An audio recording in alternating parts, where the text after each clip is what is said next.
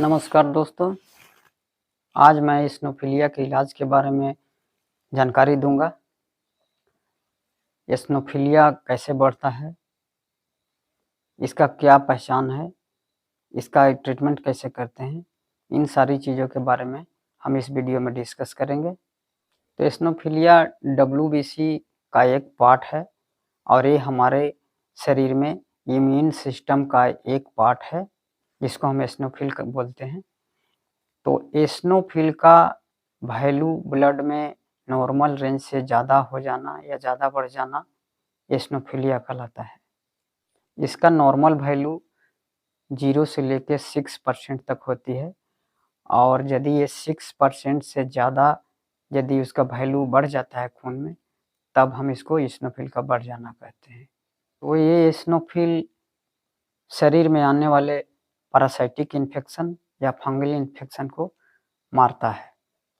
तो ये एसिनोफिल का नंबर तब बढ़ता है जब शरीर के अंदर ब्लड में पैरासाइट का इन्फेक्शन आ जाए या एलर्जी का कंडीशन हो जाए, तब इसका नंबर बढ़ जाता है। साथ ही साथ यदि कोई एलर्जी का अस्थमा हो जाए या और भी एलर्जी का कोई कंडीशन हो जाए, तब ये शरीर में इसका नंबर ब्लड में बढ़ जाता है। कभी कभी किसी चीज़ से भी एलर्जी हो सकती है, जैसे धूल गर्दा हो, ठंडा गर्म हो या फिर कोई खाने वाली चीज़ें हो या सूंघने वाली चीज़ें हो, तो उनसे भी एलर्जी होती है।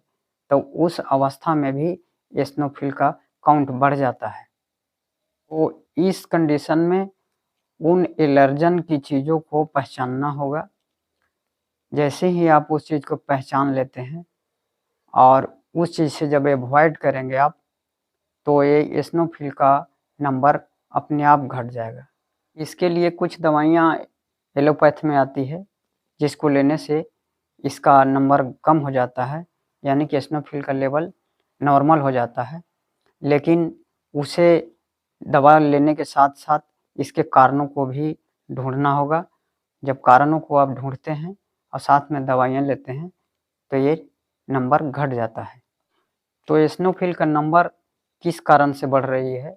कभी-कभी कीड़े काटने की वजह से भी एलर्जी होती है या और कई कारण होते हैं, जैसे पैरासाइटिक इन्फेक्शन होता है, उसमें भी या पेट के अंदर जो कीड़े होते हैं, उनसे भी एलर्जी पैदा होती है और इसका एसिनोफिल का नंबर बढ़ जाता है। तो जैसे ही पता करके उन सारी कारणों को जब आप पहचान लेते हैं और जब अवॉइड करते हैं, तो ये जल्दी आराम मिल जाता है। कभी-कभी फाइलेरिया के पैरासाइट के इन्फेक्शन के कारण भी एसिनोफिल का लेवल बढ़ जाता है, तो उसके लिए डाई इथाइल कार्बामाजिन की गोली हम लोग देते हैं। उसको लेने से एसिनोफिल का नंबर नॉर्मल हो जाता है, चूँकि इसमें पैरासाइट मारने की क्षमता होती है और उस पैरासाइट के वजह से ही इन्फेक्शन हुआ है, जिसकी वजह से एसिनोफिल का नंबर बढ़ा है। तो जैसे ही ये गोली दी जाती है, तो एसिनोफिल का नंबर डाउन हो जाता है। 2 कॉम्बिनेशन होते हैं, जिसमें पहला जो है डाई-इथाइल कार्बामेज़ेपिन है, जो पैरासाइट इन्फेक्शन को कम करता है और दूसरा इसमें क्लोरफेनिरामिन मिलिएट होता है, जो एक एंटी एलर्जी है और एंटी एलर्जी से एलर्जी कंडीशन को ठीक किया जाता है।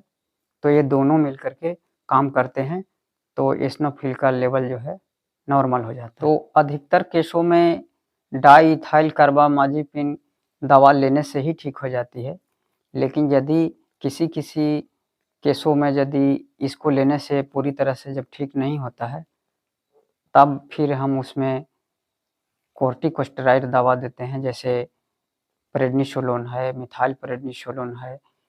इसको देने से तो आपका एसिनोफिल का नंबर डाउन होना ही होना है।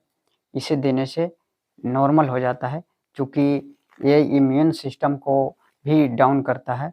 तो जैसे ही इम्यून सिस्टम डाउन होता है, तो एसिनोफिल का नंबर जो है अपने आप कम हो जाती है और ये कंडीशन काफ़ी दिनों तक चल सकता है, काफ़ी महीनों, काफ़ी सालों तक चल सकता है।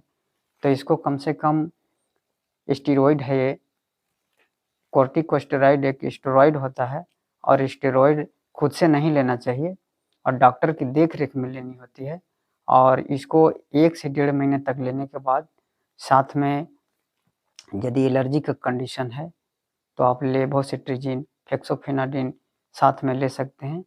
तो इसे लेने के बाद 1 से 1.5 महीने में एसिनोफिल का लेवल जो है बिल्कुल नॉर्मल हो जाता है। और यदि कंडीशन एलर्जी की रहती है तो आप उसमें लेवोसिट्रिजिन या फेक्सोफेनाडिन की गोली आप ले सकते हैं, चूँकि ये गोली बिल्कुल सेफ़ है और इसको लंबे समय तक लिया जा सकता है। तो इसको लेने में कोई दिक्कत नहीं है और इससे एलर्जी में आराम मिलता है। इसके साथ-साथ मोंटेल्यूकास्ट की गोली आती है जो लेवोसिट्रिजिन के साथ ही कंबाइंड होती है, तो उसे लेने से और भी जल्दी आराम मिलता है और ये ज़्यादा बेहतर ढंग से दवाई काम करती है। कभी-कभी एसिनोफिल ब्लड के अलावा और भी दूसरे ऑर्गन में इकट्ठा हो जाता है काफ़ी संख्या में और वहाँ की ऑर्गन को डैमेज करना शुरू करता है। तो यदि ये फेफड़े में इकट्ठा हो जाए तो उससे एलर्जी पैदा होती है, जिसको हम एलर्जिक अस्थमा बोल सकते हैं या एसिनोफिलिया कह सकते हैं।